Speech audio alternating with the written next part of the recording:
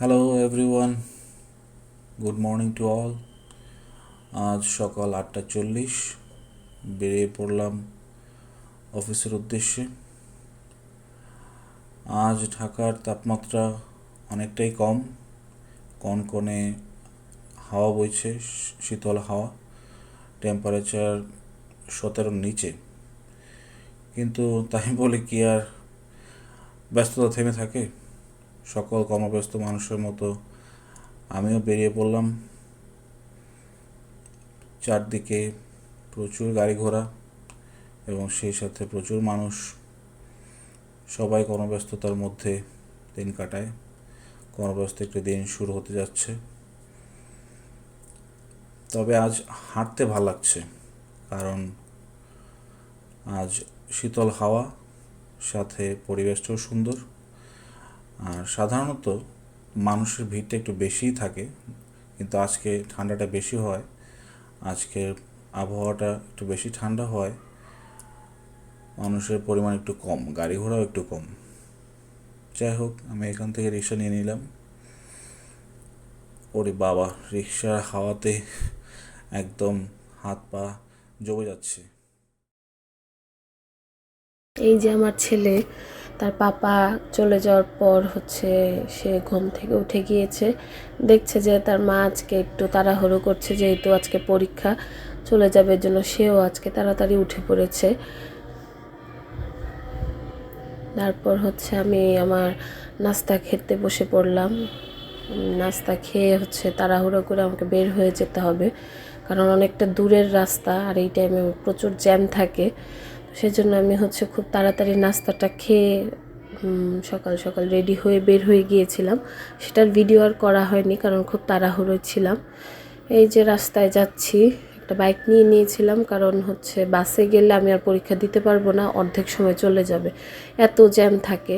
আর এই জ্যামে বসে থাকতে ভালোই লাগে না একদম। তারপর এই যে এটা কি ফল আমি জানি না ঠিক, এর জন্য একটু স্ন্যাপ নিলাম। তো সামনেরটা ছিল বড়ই, পিছনেরটা কি আমি জানি না, আপনারা কেউ জেনে থাকলে অবশ্যই আমাকে একটু জানাবেন। তো এই তো ভিক্টোরিয়া পার্কের সামনে যথারীতি যে জ্যামগুলো থাকে, আমরা যে জ্যামগুলো ভোগ করি, এটাই এখানে বসে থেকেছি প্রায় আধা ঘন্টা। এখন দুপুর 1:30। আজ হাফ অফিস করেই বাসায় যেতে হচ্ছে, কারণ বাসায় বাচ্চার মা আজ থেকে ফাইনাল পরীক্ষা শুরু হয়েছে, তো ভার্সিটিতে চলে গেছে। বাসায় বাচ্চা ওর মামার সাথে আছে একা, তাই আমাকে যেতে হচ্ছে ওর টেক কেয়ার করার জন্য। বাসার পথে আমি এমনিতেই ঠান্ডার জন্য আজকে রাস্তাঘাটে মানুষজন একটু কমই বের হয়েছে, প্রায় খোলামেলায় দেখতে পাচ্ছি রাস্তাঘাট। এই আমি চলে এলাম বাসার নিচে। বাসায় ঢুকছি, দেখি শঙ্খবাবু কি করে। Looking for a surprise.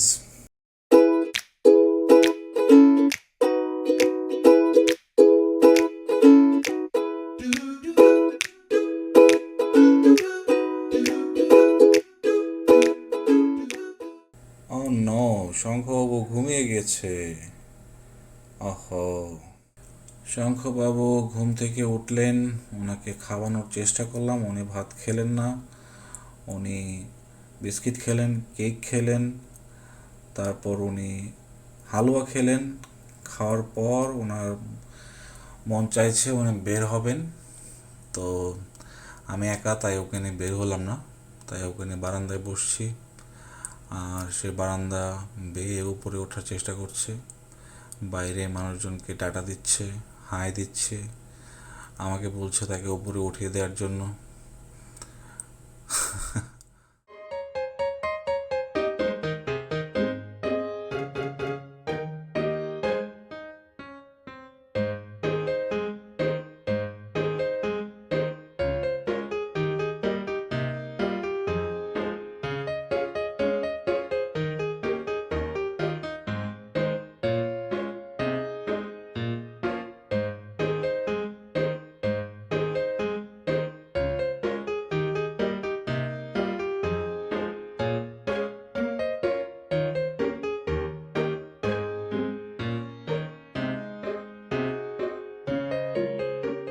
এই তো পরীক্ষা দিয়ে বের হয়ে আমি আর কোনো ভিডিও করতে পারিনি, কারণ হচ্ছে ওইখানে ফোন আমি বের করতে পারছিলাম না, অনেক ভিড় ছিল।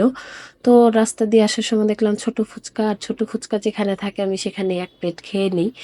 এটা হচ্ছে আমার খুব ভালো লাগে ছোট ফুচকা খেতে, অনেকটা পানি দিয়ে দেয়। তো মামাকে বললাম, মামা আমাকে এক প্লেট ছোট ফুচকা বানিয়ে দাও। তো ছোট ফুচকাটা খেয়ে আমি হচ্ছে বাসে উঠে পড়েছি, কারণ বাসে চলে আসব। তো এই তো বাসেও বসে সেই জ্যাম পার করে হচ্ছে মোটামুটি আমার 2 ঘন্টা টাইম লেগে গিয়েছে। তো এই তো বাসায় ঢুকে পড়ছি, তখন 6:30 বাজে। দেখি আমার ছেলেটা কি করছে, সারাদিন একা একা ছিল সে। ট্যান ট্যান, ওই যে আমার ছেলে। সারাদিন শেষে একসাথে সবাই খেতে বসলাম। যেহেতু শীতের রাত, তাই খিচুড়ি, মাছ ভাজা আর সবজি বেশ ভালো হয়েছিল। সাগরবাবু বলছে, শঙ্খবাবু বলছে বেশ ভালো হয়েছে। মামাকে থ্যাংক ইউ সবার পক্ষ থেকে শীতের রাতে খিচুড়ি খাওয়ানোর জন্য। বাবা, থ্যাংক ইউ।